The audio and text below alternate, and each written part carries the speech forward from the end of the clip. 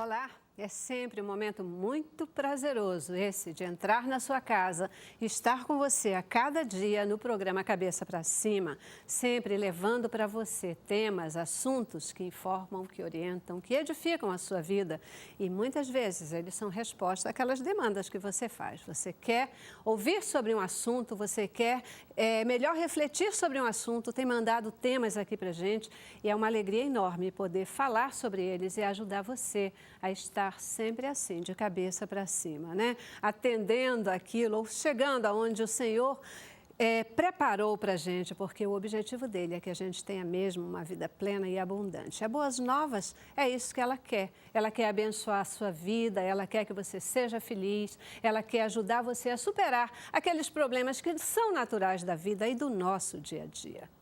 E, gente, você já sabe, né? A Boas Novas não faz isso sozinha, ela conta com a ajuda de pessoas que já entenderam o tamanho do desafio, a importância da gente poder levar uma programação sadia todos os dias entrando na sua casa, em todos os lugares aqui do Brasil e do mundo também, pela internet, né? E essas pessoas, porque entenderam esse desafio, elas nos ajudam de várias formas, nos ajudam em oração, que é muito importante, porque quando a gente decide fazer uma televisão como a Boas Novas, a gente decide entrar numa batalha e você sabe muito bem disso. Por isso, a sua oração, ela é fundamental, ela é muito importante, mas a gente precisa também da sua contribuição. E por isso você, que já é um semeador da Boas Novas, merece todo o nosso respeito e consideração, porque você faz toda a diferença. Muitíssimo obrigada. Só o Senhor, que conhece o teu coração, Ele pode te recompensar. Você que ainda não é um semeador, tem sido abençoado pela Boas Novas, aí com informações, não só no Cabeça para Cima, mas em todos os outros programas. Esperamos que você também possa tomar a decisão de se tornar um semeador, entendendo que quando você semeia aqui, você está nos ajudando, você, na verdade, está cumprindo o ID de Jesus, porque você está semeando para levar as boas novas de Cristo a toda criatura. Torne-se um semeador. Ligue 2112-6300 ou entre no nosso site e, ainda hoje, venha fazer parte desse exército de semeadores, venha fazer diferença, venha nos ajudar a continuar 24 horas por dia aí juntinho com você, levando programação de qualidade. Que Deus te abençoe, que o Senhor também atenda aos desejos do seu coração e que você possa nos ajudar a fazer diferença nessa nação. Gente, hoje a gente vai falar sobre um tema de saúde, porque a cada ano aqui no Brasil surgem mais de 900 mil novos casos de sífilis, uma doença que a gente pensava que até já tinha desaparecido, não é? Mas, especialmente a sífilis congênita, aquela que é transmitida da mãe para o bebê, já causa muita preocupação e é objeto de atenção.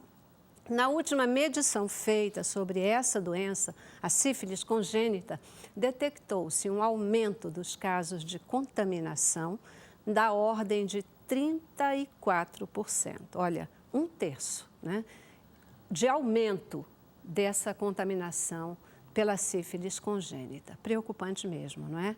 O que é a sífilis? Como ela chega? Quais são as consequências para o seu portador? Essa doença tem cura? Quais são os tratamentos indicados particularmente para a gestante e para o bebê? É o que nós vamos conversar no Cabeça para Cima de hoje. Começamos com o nosso informativo e continuamos com você já no debate. A sífilis é uma doença infecciosa causada pela bactéria Treponema pallidum.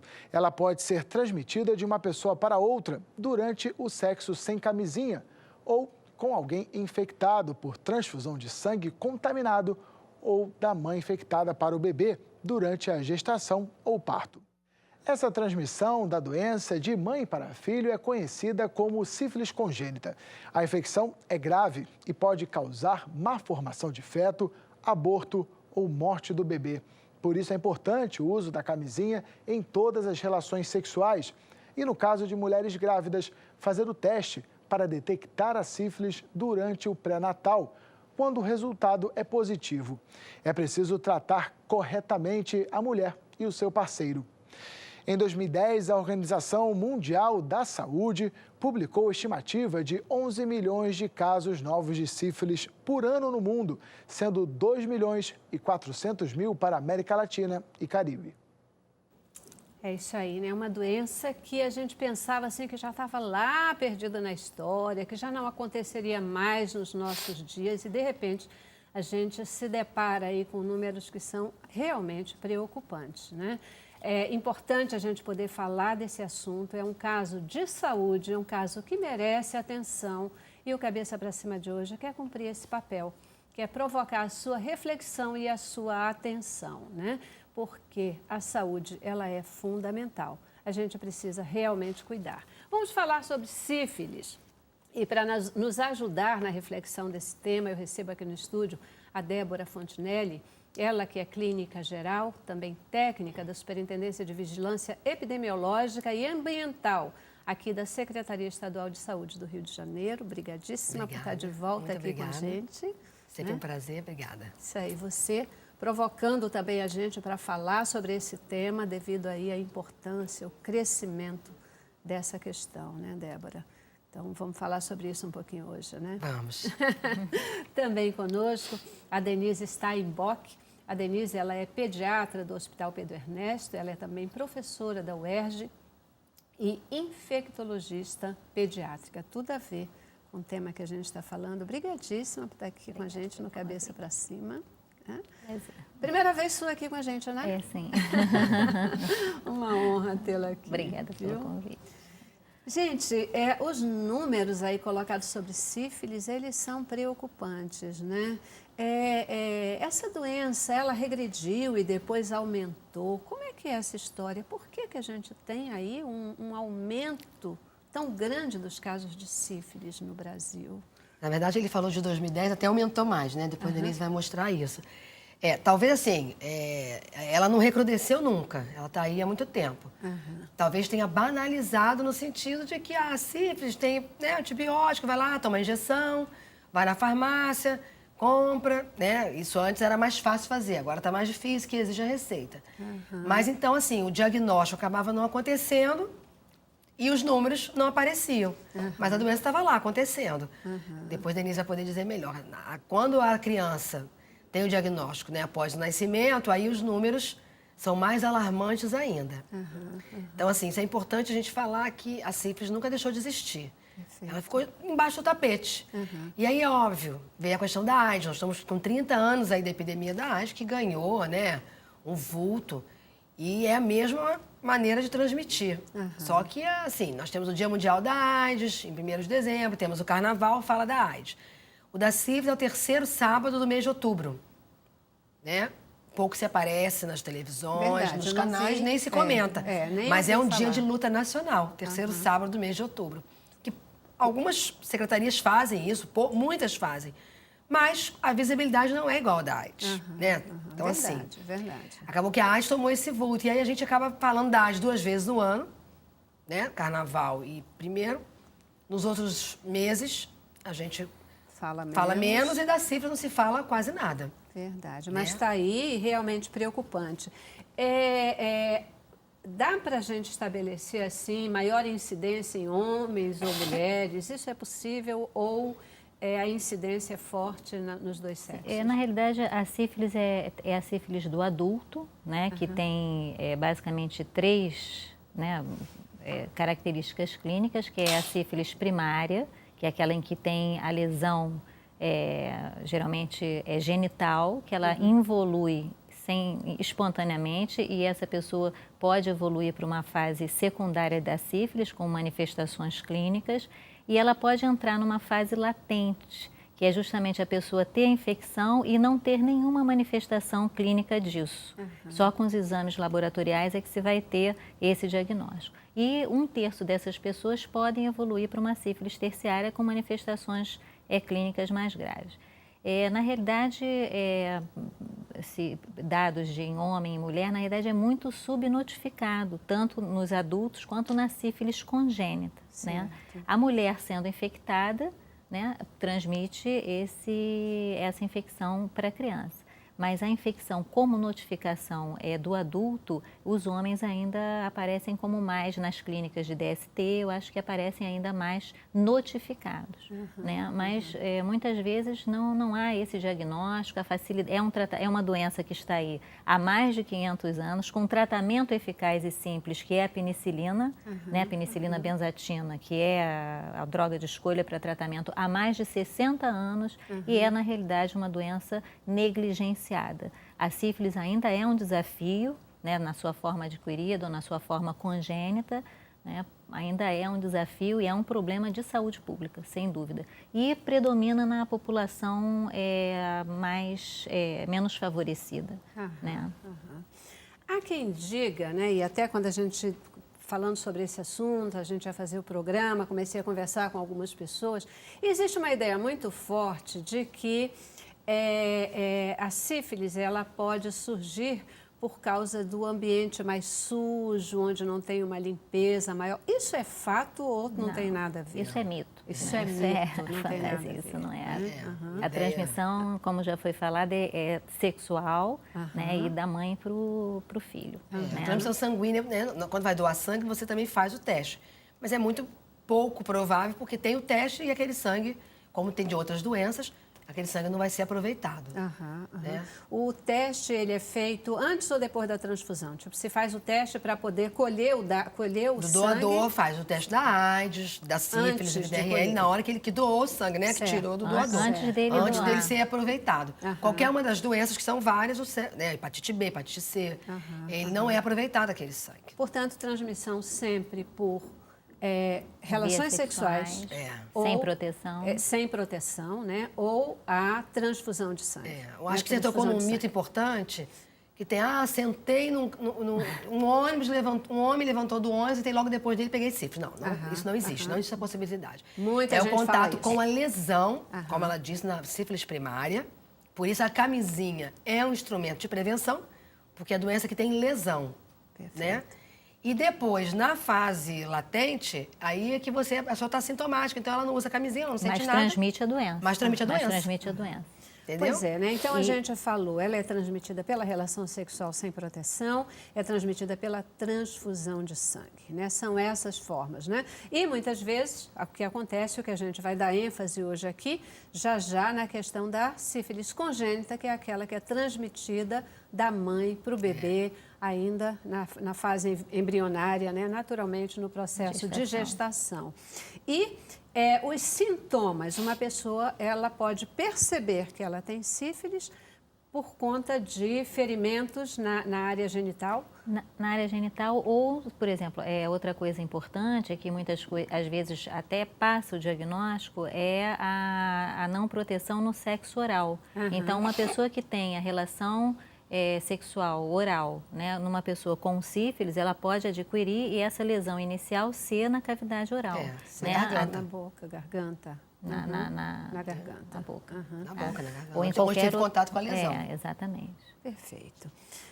A gente já precisa fazer o nosso primeiro intervalo, vamos dar uma paradinha aqui, a gente volta já para falar um pouco mais agora, entrando no mérito aí da sífilis congênita, né? Por que esse volume, meu Deus, de crescimento? E vocês estão dizendo, o dado que a gente falou aqui ainda foi de 2010, 34% de crescimento em 2010, né? No ano 2010, 2011. Agora o número já é maior.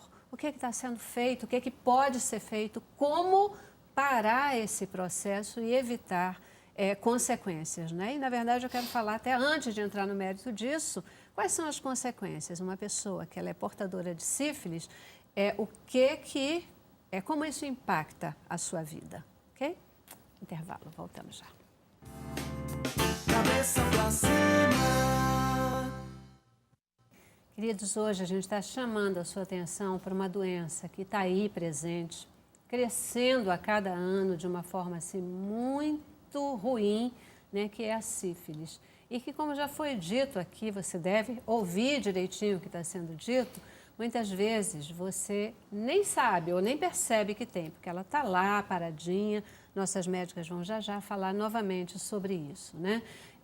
Muitas vezes você que às vezes acha que a gente não devia tratar desses assuntos aqui, que não são assuntos para serem falados, mas muitas vezes você, até antes de aceitar Jesus, teve uma vida diferente e, quem sabe, você se contaminou sim e de repente isso surge na sua relação atual. É preciso ter atenção, é preciso cuidar, é preciso fazer os exames e ver o que está acontecendo, né? A gente não pode discriminar, porque é uma doença que pode ser silenciosa, não é isso? Ela pode ser silenciosa. Então, queridas, eu vi muitos relatos até de situações assim constrangedoras de mulheres que de repente apareceram com sífilis e ainda tiveram assim que lidar com a desconfiança do marido, né? Porque ele começa a achar que essa mulher ela traiu e tal, e ela foi muitas vezes contaminada pelo próprio marido. Vamos falar um pouquinho sobre isso? Isso é um fato. Você colocou Vamos um fato alertar importante. a questão desse marido, porque é uma situação que tem trazido sofrimento para muita gente. Celeste, a Denise colocou bem assim, tem um período dessa doença que tem sintomas. É a lesão genital.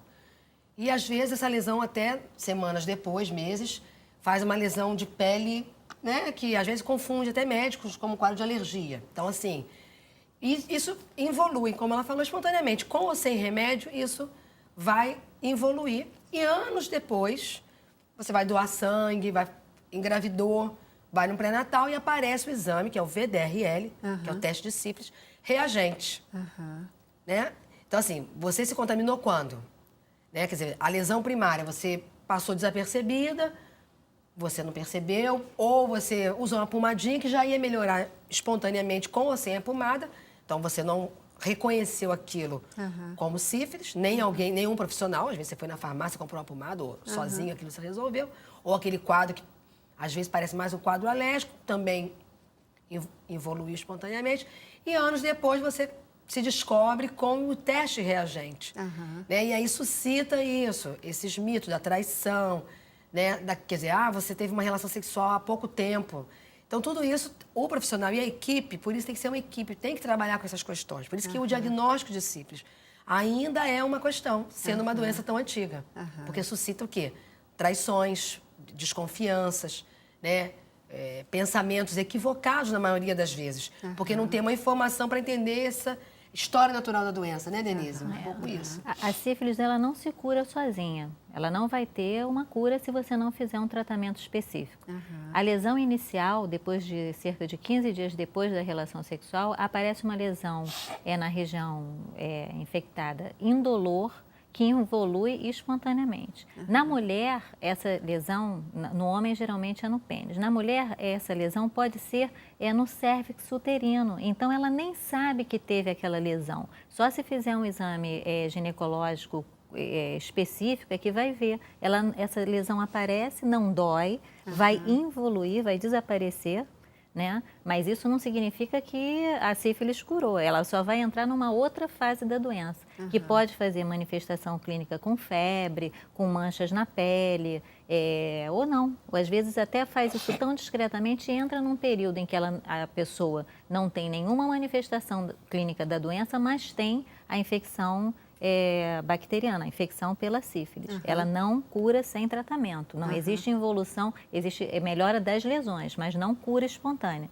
Então, essa pessoa fica completamente assintomática, mas vai fazer um exame em algum momento da vida por alguma razão e detecta o sangue. Não necessariamente ela se infectou com aquele parceiro, ela pode ter se infectado muitos anos antes com outro relacionamento e agora o exame continuou positivo, né? Então, isso também acontece. Perfeito. Né?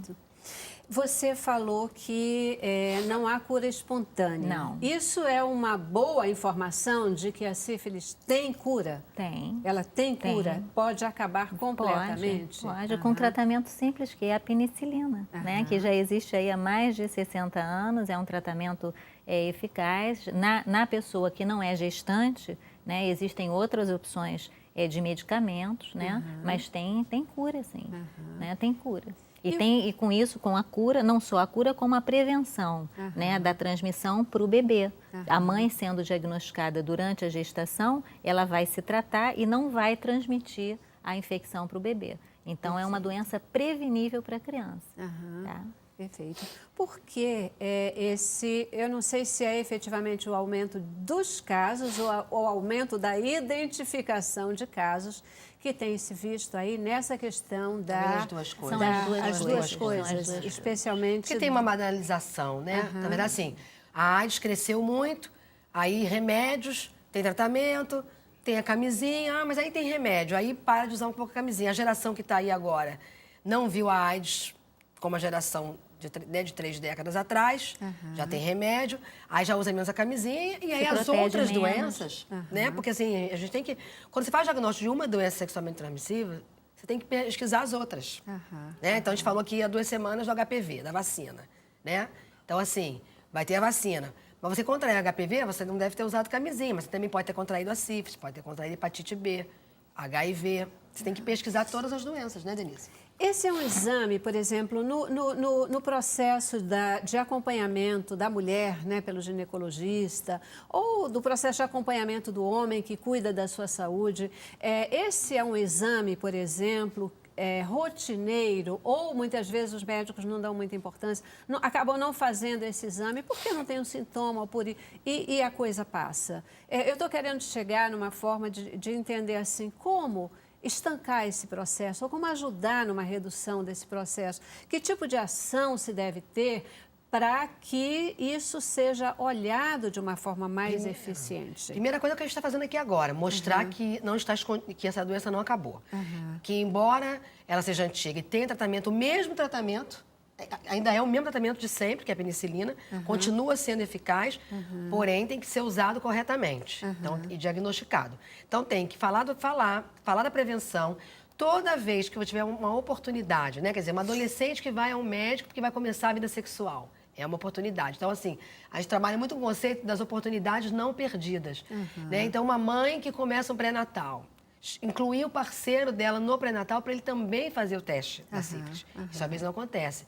Toda vez que esse homem vai à unidade de saúde por algum motivo, que os profissionais toquem no assunto, porque aí ele se percebe em risco e vai lembrar, tive uma lesão, não usei camisinha naquele carnaval do ano tal. Então, assim, tudo que possa refletir no autocuidado e que a pessoa mesmo perceba que ela correu risco e procure e o exame, né, nos centros de testagem, nas unidades básicas de saúde, do mesmo jeito que faz o HIV, teste HIV, o anti-HIV, faz o teste da sífilis. Perfeito.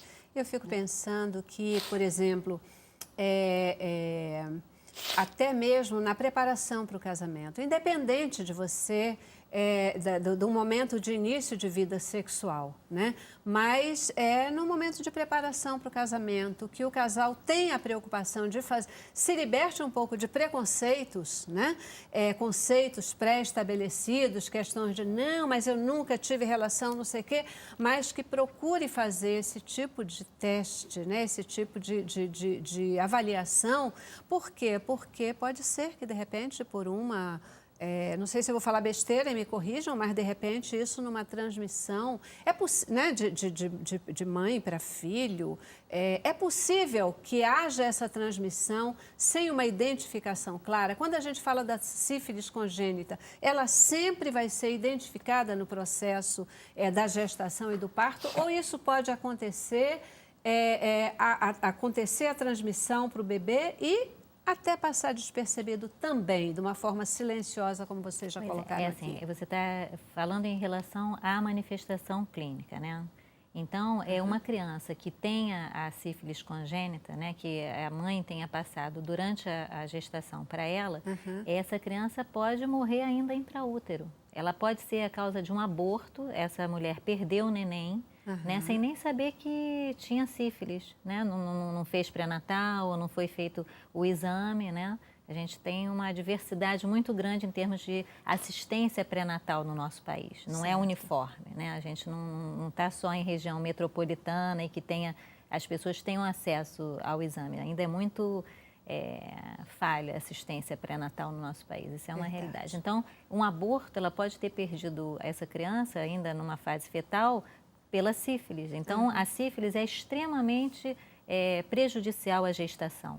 Né? A doença, a sífilis em si, vai se comportar da mesma maneira, mas a gestação é extremamente acometida, prejudicada pela sífilis. Então, a sífilis, em relação à gestação, ela pode levar a aborto, a crianças prematuras, a criança já nascer morta, ou então morrer nos primeiros dias de vida, e ela pode nascer assintomática. As crianças, mais de 70% das crianças nascem completamente sem sintoma nenhum, mas vão apresentar clínica mais tarde, principalmente nos 2 primeiros anos de vida. Certo. Isso que você falou da pessoa chegar na vida adulta tendo sido transmitido pela mãe, isso é muito Raro, não acontece. Isso assim, não Perfeito. conheço descrição na fase adulta de alguma sífilis congênita sem nenhuma manifestação. Perfeito. Mas a criança pode, às vezes, tem manifestação clínica na fase de pré-escolar, numa fase mais tardia. Ninguém sabe exatamente por que a sífilis fica silenciosa, mas vai fazer clínica. Né? Pode fazer manifestação clínica e manifestação clínica grave, né? Como, enfim, mas a criança com sífilis congênita, até 70% delas, 80%, podem nascer completamente assintomáticas e só desenvolver clínica tardiamente, assim, na fase da infância, né? Mas não na fase do período neonatal que a gente diz até os 28 dias. Perfeito. A maioria é assim, mas por isso você precisa ter, é fundamental o diagnóstico na mãe, porque essas mães também são assintomáticas, então são necessários 3 exames pelo menos. É o exame na primeira consulta do pré-natal, no 2º trimestre da gravidez, e nenhuma mulher pode sair da maternidade sem ter realizado o teste de pesquisa para sífilis, para justamente, se a gente não pôde tratar durante a gravidez, pelo menos vai tratar o neném, para evitar que ele tenha a sífilis congênita, para evitar que ele tenha manifestação clínica dessa doença que tem tratamento. Perfeito. Né? De novo, a gente já precisa fazer o nosso intervalo, eu vou dar uma paradinha, mas você disse, nenhuma mulher pode sair do hospital sem ter feito o teste. Sai ou não sai? Não precisa me responder agora, tu vai já depois do intervalo responder. Né? Além do mais, eu quero saber também, eu acho que a gente precisa entender quais são os sintomas que se manifestam nessa criança, né? Já numa fase posterior, que podem ser decorrentes da sífilis, para ajudar a mamãe, o professor, o papai, né, que cuida e que olha e que ele pode dizer isso pode ser decorrente de sífilis e a gente tem que cuidar. Até para, mais uma vez, chamar atenção para o tamanho do problema que a gente efetivamente está enfrentando. Com certeza. Tá bom? Vamos lá. Cabeça pra cima. É isso aí. Me ocorreu no intervalo que a Bíblia nos ensina que quando a gente conhece a verdade, esse conhecimento ele é libertador. Então, quando a gente tem as informações sobre a sífilis, sobre o que está acontecendo com a sífilis, sobre essas estatísticas todas que são apresentadas para a gente, isso tem que poder refletir no nosso comportamento. A gente precisa fazer alguma coisa a respeito disso, né? Como a gente já viu aqui muitas vezes, até situações entre marido e esposa causando constrangimentos na relação. E a informação, ela nos ajuda, ela ajuda você a administrar melhor. Ela pode ajudar você a identificar, por exemplo, um problema com o seu filho, né? E saber que isso é decorrente de questões lá tão do passado. A verdade, ela é libertadora, isso é bíblico, ok? Queridas, uma pergunta de telespectador, né? Essa questão, a gente está falando aqui muito na mulher, a mulher que é contaminada, essa questão toda, mas a contaminação da sífilis, ela acontece da mulher para o homem, do homem para a mulher, não é isso? Como é que é essa história? Tanto o homem infectado pode transmitir para a mulher, né, quanto a mulher com a infecção pela sífilis transmitir para o homem. Para o né? homem também, Tanto, né? Uhum. Mas você chamava atenção para uma questão com relação ao bebê. Fala aí só agora. quem transmite a infecção para a criança é a mãe, porque ela transmite durante a gravidez. Certo. Não é o pai com sífilis que vai transmitir diretamente para a criança. Certo. Né? Uhum. Então, é mais em relação à criança, adquire da mãe. Perfeito.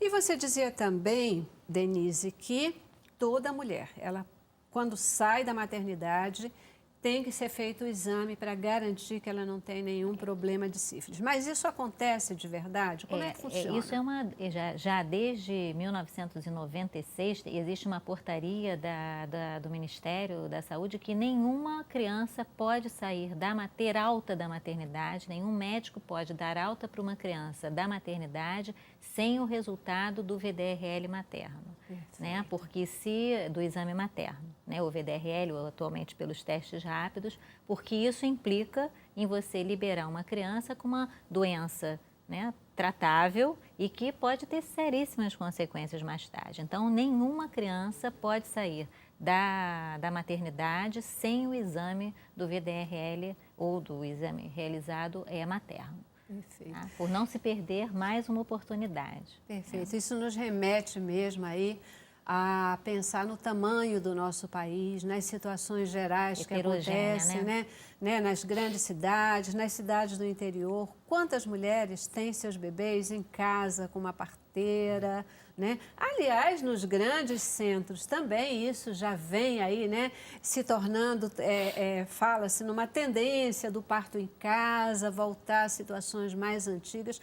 Quando eu fico imaginando mesmo que essa criança, mais no interior, quando ela nasce em casa, esses cuidados não vão acontecer, esses exames, na grande maioria das vezes, não vão acontecer. Mas nessa proposta, nas cidades, vamos chamar assim, né, que são os centros mais evoluídos, é obrigatório também fazer ou vai ficar por conta? Não, é obrigatório. Assim, vamos lembrar assim, quer dizer, enquanto falando pela Secretaria, a Secretaria tem capacitado profissionais nas unidades aí, né? Porque o Ministério da Saúde propôs o teste rápido para o diagnóstico da sífilis. Com esse teste reagente, numa mulher positiva, não é um escrito isso, um protocolo, mas no bom senso te orienta o quê? Já você oferecer para ela o tratamento enquanto você vai acompanhar ela depois disso. Mas ela já sai dali com aquele início da abordagem. Perfeito. Então, essa é a recomendação. A outra recomendação é você ter acesso àquele parceiro.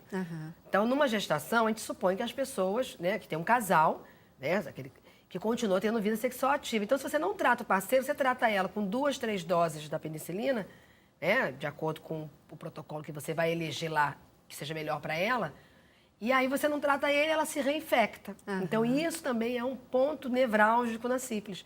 É tratar esse parceiro adequadamente. Então, muitas crianças vão ficar internadas após o nascimento porque tiveram um exame reagente e não tem a informação ou a informação, ela não é completa, né, Denise? Ou ela diz que não tratou esse parceiro. Se não tratou adequadamente também o parceiro, não é só a mãe. Essa criança, você não vai perder a oportunidade de tratar ela, são 10 dias tomando penicilina. Não a bezetacil, uma outra forma, endovenosa, quer dizer, um custo emocional para aquela família, porque é uma criança que não vai para casa, né, junto com as outras crianças, né, num parto normal, por exemplo, né, nos 2 dias, ela fica internada, aquela família fica ali, e às vezes suscita um diagnóstico que podia ter sido feito lá no início, ou que não foi bem encaminhado com esse parceiro, não quis falar, não pôde falar, ele era inacessível, ele não quis ir, e naquele momento temos uma criança ali internada, precisando ser medicada para evitar aquelas sequelas que a gente quer evitar, como a Denise falou, de uma coisa que podia ser totalmente evitada lá na frente com uma abordagem mais adequada. Então, precisa de uma equipe capacitada. Então, a Secretaria tem estimulado muito isso, a capacitação das equipes e o oferecimento do teste rápido, quando ele, né, e do acompanhamento com o VDRL, que já é antigo na rede, para esse acompanhamento adequado. Por isso, né, Débora, se de repente você passou por esse teste, teve um diagnóstico de sífilis, não tenha medo de você, mulher, porque... E você, homem, também, porque isso acaba acontecendo dos dois lados, né? O homem não quer falar para a mulher porque fica aí... não vai falar, cheio de melindres sobre isso, ou a mulher que foi diagnosticada não quer falar com o marido, vai ficar com vergonha com isso, com aquilo.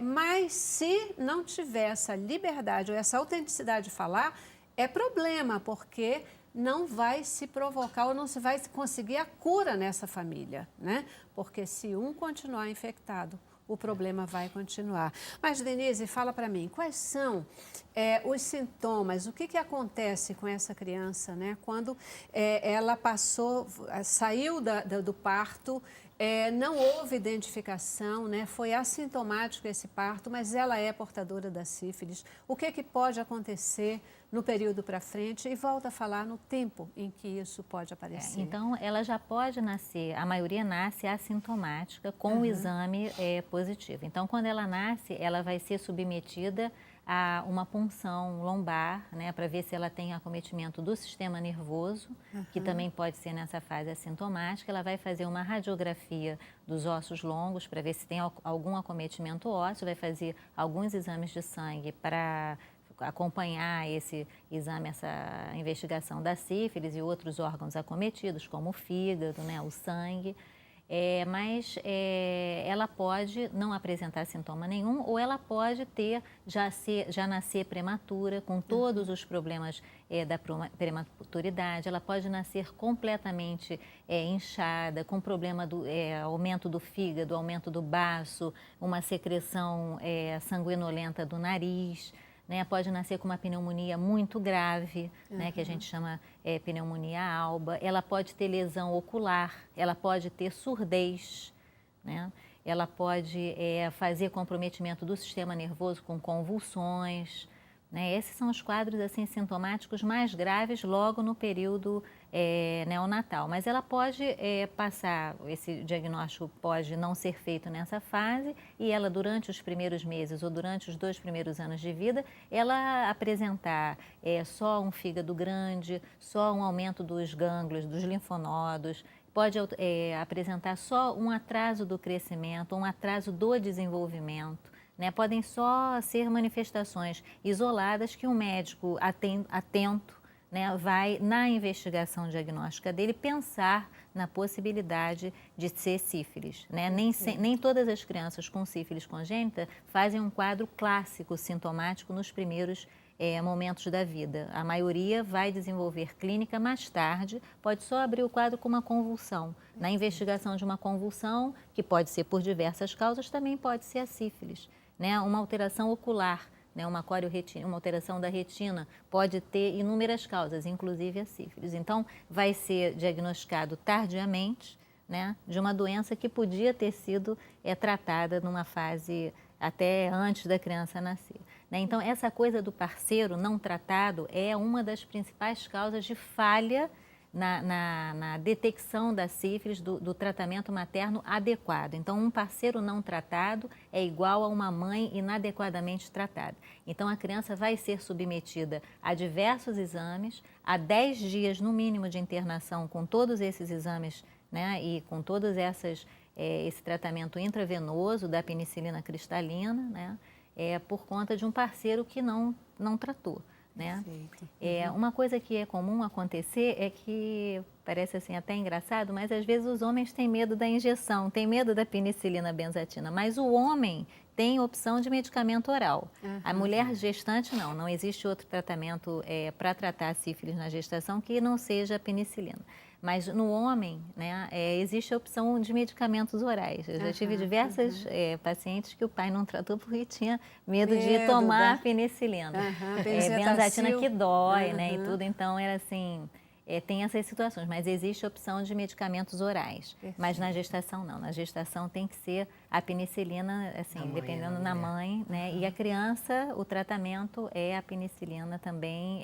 Quando ela tem a sífilis congênita, a penicilina é durante 10 dias intravenosa. Perfeito. E ainda uma pergunta para vocês, que essa mamãe que está grávida, e que ela foi identificado, né, tem o diagnóstico de sífilis, pode acontecer o tratamento de forma que o bebê nasça saudável sem ter sido contaminado?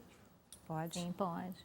Pode. Quanto mais precocemente ela tiver o diagnóstico, mais precocemente ela for tratada, menor o risco de gravidez, de acometimento da criança. E caso a criança já tenha a bactéria, né, ela vai ser tratada também, porque essa penicilina vai passar pela placenta e vai tratar a criança. Né? Por isso a opção da penicilina, é a que trata o bebê também. Pode ser que ele já tenha, numa fase mais tardia, ele já tenha algum comprometimento secundário do atraso desse tratamento, do atraso desse diagnóstico. Mas, sendo diagnosticado precocemente, ele vai ser tratado também. Portanto, durante a gravidez, quanto mais cedo a mãe identificar, pode, inclusive, evitar que o neném seja contaminado. E se ele for contaminado, ainda assim, o tratamento pode acontecer de forma que ele nasça são. Perfeito e sem problema nenhum, né? E essa mamãe também fica curada. Mas se a causa do contágio tiver sido o marido, ele também tem que ser tratado e tem que ser curado para evitar que esse círculo permaneça e se propague novamente. Às vezes ele nem foi a causa, né, Celeste? Às É, vezes às ela vezes... transmitiu para ele e ele tem, aí só tratou ela, porque ela está grávida e ele continua. Perfeito. Ela vai se reinfectar. Aí ela vai se reinfectar. Boa essa observação. Que é essa que Perfeito. é a ótica. Portanto, o casal É o tem casal. que enfrentar junto, não importa de onde veio, importa que ele seja identificado e curado. E essa criança, mesmo aquela que foi tratada, que foi acompanhada ou que tem essa suspeita, ela tem que ser acompanhada depois, durante os 2 primeiros anos de vida, porque mesmo na sífilis tratada, tem algumas sequelas, né, que ela tem, que ela pode desenvolver, como a surdez, como a alteração ocular, né? Então são e alterações neurológicas. Então essa criança, ela não recebe alta depois que ela tratou aqueles 10 dias com a penicilina no hospital, na maternidade. Ela tem que ser acompanhada, geralmente de referência para serviços especializados ou no próprio maternidade que ela nasceu, mas ela tem que ser acompanhada durante pelo menos os 2 primeiros anos por conta dessas alterações que ela pode apresentou, a gente tem que acompanhar. Isso aí é mais um ponto de atenção para você, né? Tem que fazer o tratamento e o acompanhamento por esse período subsequente, né, dos 2 anos, para garantir de forma definitiva a saúde do seu bebê, a sua saúde e a saúde da sua família. É isso aí. Vamos para o nosso último intervalo e a gente volta para as nossas considerações finais, tá bom? Vamos lá. Cabeça pra cima. Falo hoje com você sobre sífilis, a importância de termos atenção para esse assunto, a importância da gente focar a questão da sífilis congênita. Muitíssimo obrigada a vocês duas por terem estado aqui, ajudado a gente a refletir sobre esse assunto e a informar o nosso público, informar o Brasil, viu? Eu quero terminar, mas não antes, sem pedir que você comente o custo de um tratamento de sífilis. Quanto é? A prevenção, né, e o tratamento da gestante sai a menos de $1,50.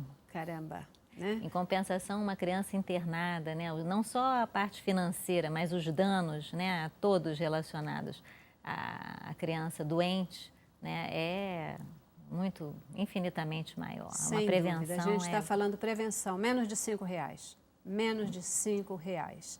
É muito pouco. E você precisa ter atenção com relação a isso. Mais uma vez, muitíssimo obrigada. Que Deus abençoe o trabalho de vocês, né? E que a gente consiga vencer essa barreira aí contra a sífilis que tanto maltrata o nosso país também. Tá bom? Obrigada a você também que participou conosco aí em casa. Você agora tem informação, faça a sua parte. Não deixe de fazê-la, porque isso faz toda a diferença. Que Deus abençoe você. Como sempre, a gente termina o nosso programa com boa música, né? E o Fábio Aragão é que vai abençoar as nossas vidas hoje, trazendo boa música para nós aqui no estúdio e para você aí em casa. Fica na paz. Fábio, é contigo. Sei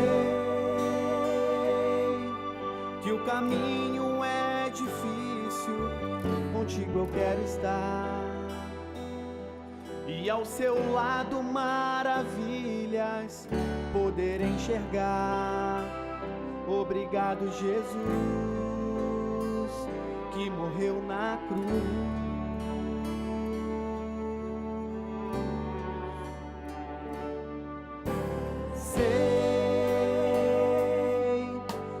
Viverei somente para te adorar.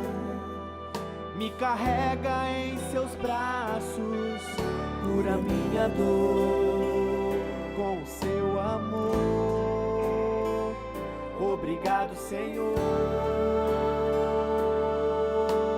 Oh, Deus, Deus, faz de mim um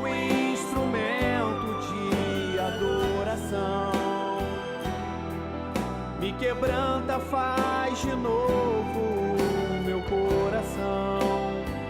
Não quero mais pecar, não quero mais errar. Quebranta meu coração, Deus. Oh, Deus, faz de mim um instrumento de adoração. Me quebranta, faz de novo meu coração. Não quero mais pecar, me ensina a te amar.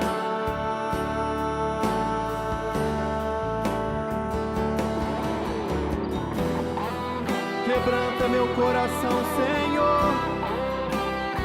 Nós chamamos Deus. Me ensina a te amar, Jesus. Estamos aqui para te adorar, Senhor. Quero viver para ti, Deus. Entrego minha vida, minha família em tuas mãos, Deus. Sei que eu viverei somente para te adorar. Me carrega em seus braços, cura minha dor com o seu amor. Obrigado, Senhor. Oh, Deus, Deus, faz de mim um instrumento de adoração. Me quebranta, faz